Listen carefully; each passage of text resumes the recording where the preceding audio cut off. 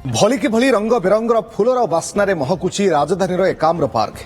आज आरंभ होईछि एकाम्र पुष्प प्रदर्शनी। जंगल और परिवेश मंत्री गणेश राम सिंह खुंटिया प्रदर्शनी को शुभारंभ करिसेंति।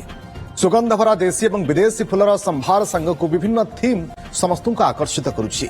लिलियम, साल्विया, अर्चिड, सेवती, डालिया संगकु जारबेरा, गेंडु एवं गोलाप भली अनेक पुष्पर बास्ना समस्त को विमोहित करुछि। किए सेल्फी नेबारे व्यस्त तो पुणी किए निजर घर पर किणी नहीं जाउछंती फूल गछ सांगकु विभिन्न चारा। एथर 50 गार्डन स्टॉल सांगकु 40 नर्सरी एवं अनेक थीम को नहीं प्रदर्शनी करा जाइछि।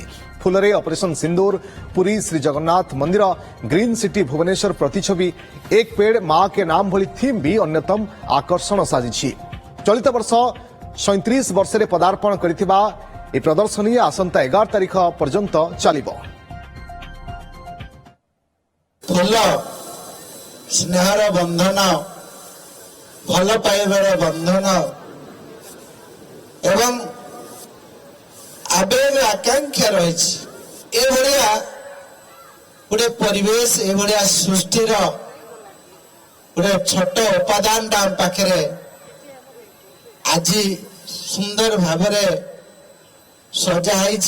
ऑर्किड्स अच्छी, सकुलेंट्स अच्छी, बॉन्साई अच्छी, ता छड़ा आमर गोलाप अच्छी, सेबती अच्छी, डालिया अच्छी, आउ पत्र डाइफिनबाकिया हरिका अच्छी।